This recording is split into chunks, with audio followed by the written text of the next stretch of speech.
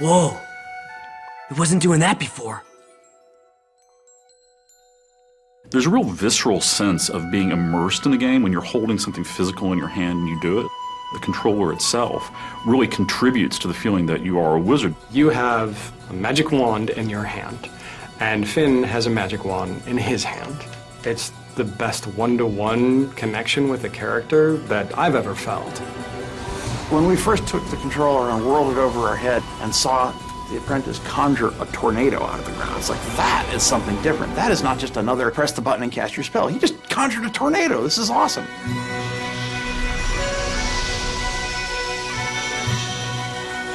Sorcery High Concept started out as a very iconic demand.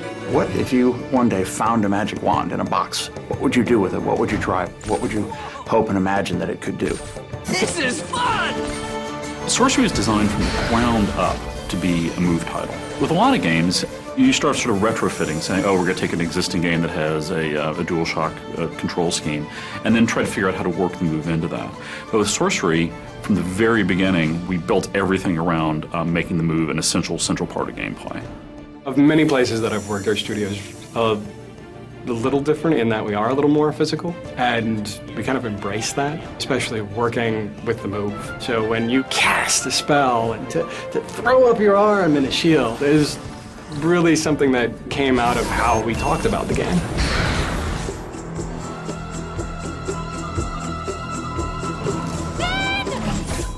A lot of the motion control games that you see, it's sort of like it's detecting that you're doing something, but it's not precise. What really excites me when I play Sorcery is the degree of control you have. So if I'm using it to cast arcane bolts at somebody, it actually matters where I'm pointing the controller at the screen. But we could also let the player put English on it. So for example, if you cast like this or cast like that, that actually hooks the bolts around and arcs them in interesting ways. So it becomes a very technical, a very skill-based gameplay experience.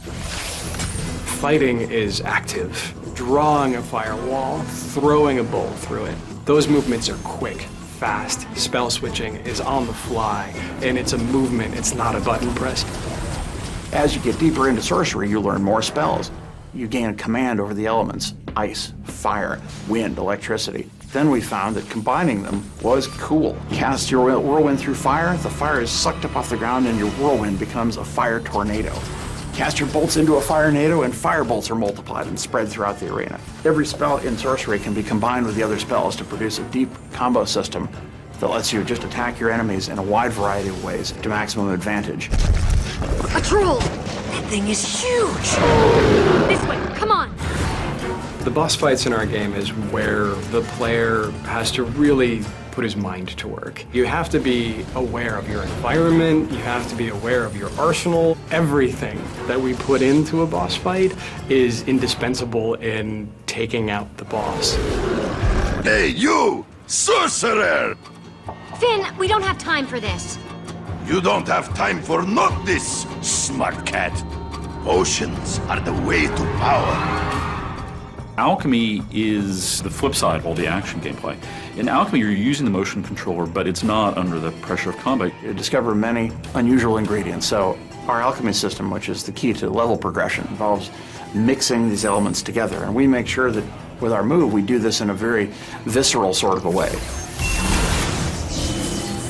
We want to create a feeling of that you weren't just fighting things all the time, that you really were a wizard who had a wide variety of different magic at your disposal. With the Move controller, we found that you have an enormous breadth of things you can do to accomplish simple tasks. And even though these things are often not hard or challenging, they connect you to the magic you're creating in a way that a button just never would have done.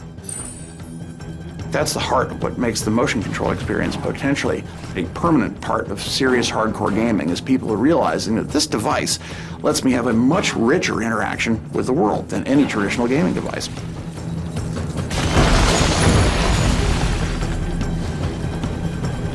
I feel that we've given people a really solid, playable game experience that uses the Move like it's meant to be used as a serious game and control device, to reach down and pick it up and to be that apprentice who is reaching out and grabbing the wand, the Master's wand, for the first time and feeling the power of it surge through him just as you realize the power that you yourself are experiencing as a player.